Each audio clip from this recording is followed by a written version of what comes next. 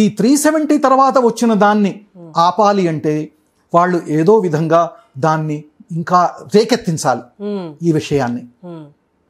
దానికోసం వాళ్ళు జైషే మొహమ్మద్, ఇది లష్కరే తైబా, ఈ రెండు ఉగ్రవాద సంస్థలు, వీటిని యునైటెడ్ నేషన్స్, యునైటెడ్ స్టేట్స్ వీళ్ళని ప్రిస్క్రైబ్ చేశారు, బ్యాండ్ ఆర్గనైజేషన్స్గా పెట్టాయి. కానీ దాంట్లో ఉన్న లీడర్స్ని మటుకు వాళ్ళు ఇది టెర్రరిస్టు అని చెప్పి మనం ప్రపోజ్ చేసిన దాన్ని చైనా వ్యతిరేకించింది. కాబట్టి వాళ్ళ అసెట్స్ని ఇది జప్తు చేసుకోవడం కానీ అట్లాంటివి జరగలేదు. వాళ్ళకి పాకిస్తాన్కి ఇంటర్నేషనల్ ఫండింగ్ ఏజెన్సీస్ డబ్బులు ఇవ్వాలి అంటే వాళ్ళు అష్యూరెన్స్ ఇవ్వాలి. ఏమిటి, మేము ఈ టెర్రరిస్ట్కి ఇది హెల్ప్ చేయట్లేదు, మా భూభాగం నుంచి టెర్రరిస్ట్ ఆపరేషన్స్ ఏమీ జరగవు అని.